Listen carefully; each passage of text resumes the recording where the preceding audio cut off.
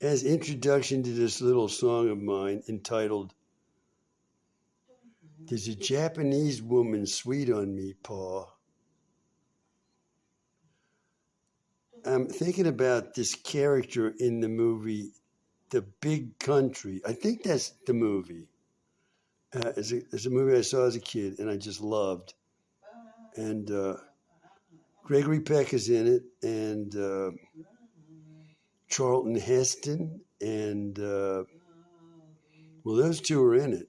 They're major characters. And this guy who I'm comparing myself to, he's played by this actor who later became the Rifleman. That was a daily show, was on like when I got home from school in the afternoons, and he was a hero. The Rifleman was a hero. But in this movie, he's a villain. And what happens is his father's kind of looked on as a villainous character too in this movie. And he's saying to his father that this woman is sweet on him when she's not. She's not sweet on him at all. So this is like a bad son this guy has. And me comparing myself to him is like appropriate in an America that's seen me as some kind of villainous person. I've done nothing wrong. I've tried to be as good as I can possibly be, as virtuous as I can be, even as religious as I can be across my lifetime. I don't commit crimes I don't want to, and I've tried to be exemplary in every way. And yet, women have never wanted to have anything to do with me. Men haven't either. The only people who've been interested are like the wrong ones, like predatory sexual perverts have been interested in me. And so, I often, think of myself in comparison with villains because I say, America, this is the way it sees me.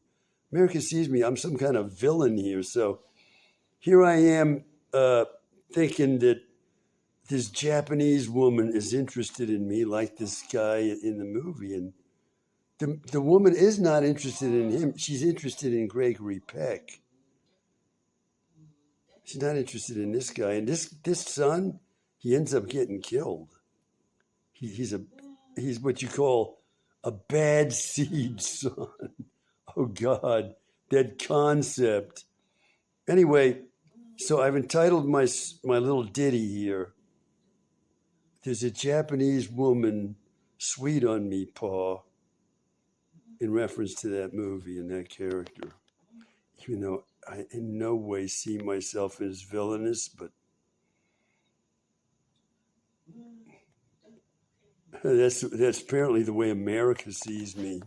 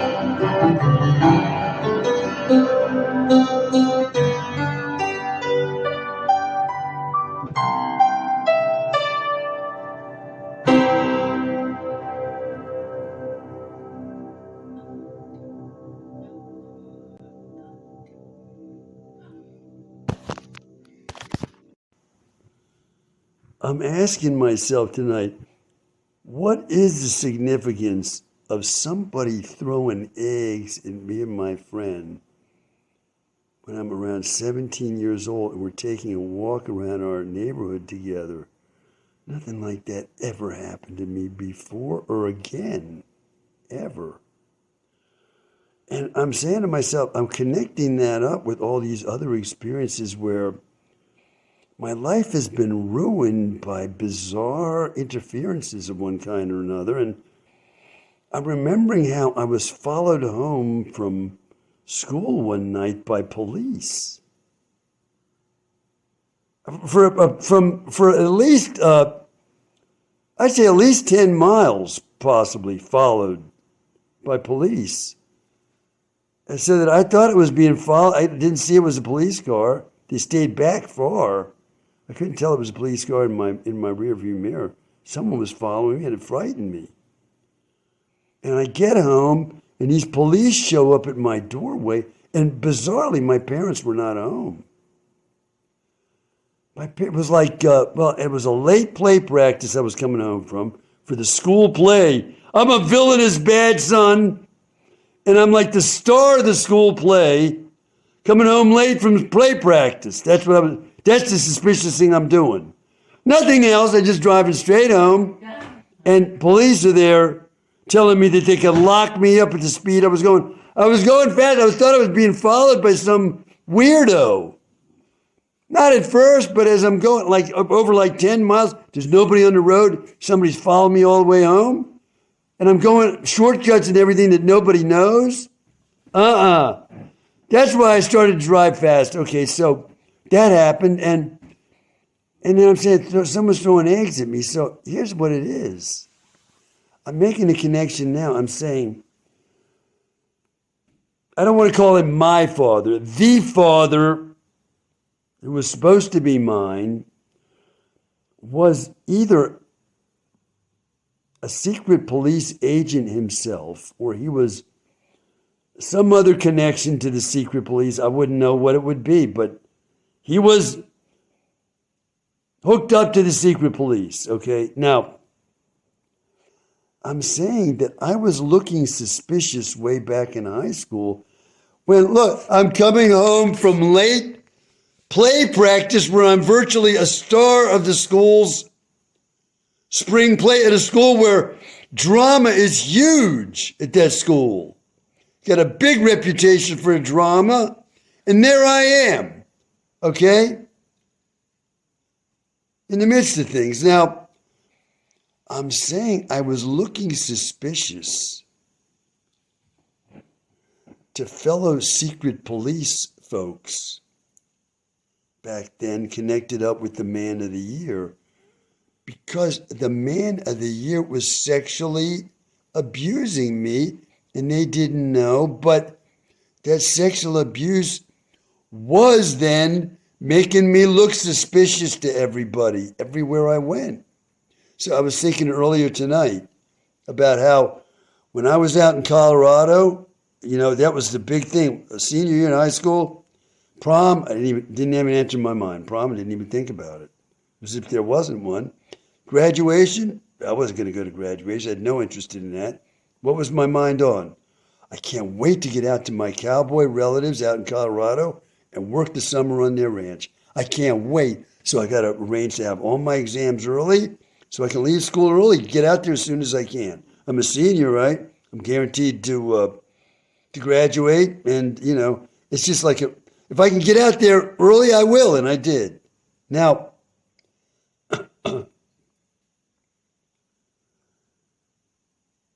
I'm now in what I call emotional blackout from what I just said, because I'm saying here that I began to look suspicious to everybody, and women didn't want me. I'm going to a co-ed school. I'm on the varsity basketball team and everything. This is the way people would say this. My father's a doctor. Never mind if he was as evil as Satan. Never mind that, but the way people phrase these things is, his father's a doctor, right? So I got all these things. I'm upper middle class. I'm a good student. I'm a good athlete. I'm on an exclusive basketball team. Very hard to make. Dude, I'm supposed to be, the dreamboat of the girls who go to this school. And there's not a one interested in me except one. One shows up after the last basketball game on my lap. when we're out together on a night out after the last basketball game. And what does she tell me? How do I find out she's interested in me? She tells me she sat next to the man of the year at that last basketball game. I didn't even know he was going. Symbol. I didn't even know he was there. And she said he was so funny. Yeah, she just loved. This is the first girl I kissed. I learned about this after I've kissed her a couple times, maybe 1, 2, 3 times. And yeah, grown-up kisses, first ones. And then I find out she likes me because she likes a guy who's been sexually abusing me at night while I'm an adolescent, coming into my room, etherizing me, and sexually abusing me, cleaning up and leaving. This is the only girl in high school who gets interested in me. She likes him. What happened there? Well, I'll leave that to your imagination. That pretty well ended things. You liked him? So I'm saying this is more evidence. You see, these weird things are happening, okay? I'm saying that later, much later, when an uncle of mine who's a lawyer starts drawing near me, when I'm put in a halfway mental prison house, and this is the wife of this is the husband of my Aunt Rosemary, who dearly loves me, okay? And so they're wondering, what happened to AJ? What is this? AJ's crazy? What is this? So this uncle of mine, who's a good lawyer, who I even worked with earlier in life as an investigator for him, he gave me a private detective's license to do investigation for him. We went to wherever you go to get that. And he paid the bond or whatever on me, and I was a licensed private detective. I had a license. He did that, and I did investigations for him and other court-appointed lawyers in D.C. Superior Court. Okay, so they're wondering, what happened to AJ? What is this? It was a fraud, right? Nobody believes that to this day, but an absolute fraud. The worst fraud you can imagine. I'm declared to be crazy when I'm not. So these relatives of mine are thinking, what is this? So this uncle, he takes me to a baseball game, a Baltimore Orioles game. And a lot of that trouble that I was in was due to something that happened up in Baltimore, right? He takes me to a Baltimore Orioles game, and what happens? Shortly after that, he's murdered. Now,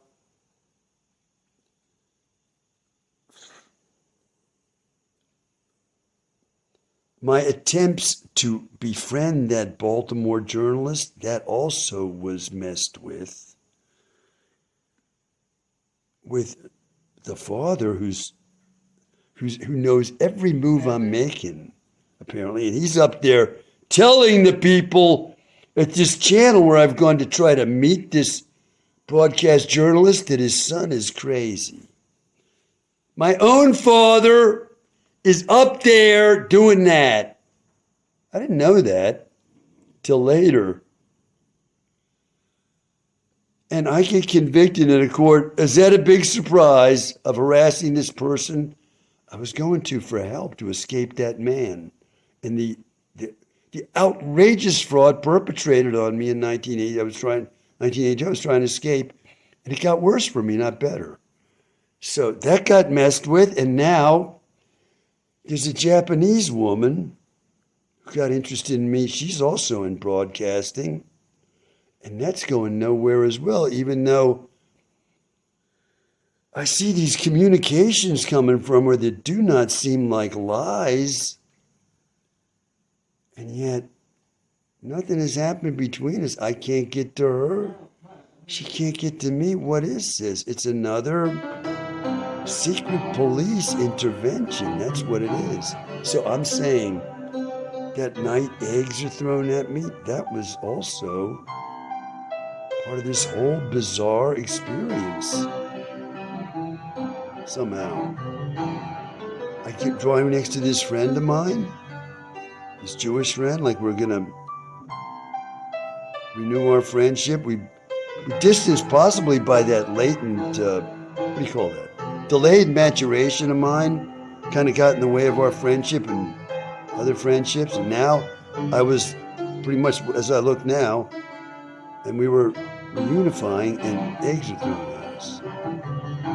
We were taking a walk together.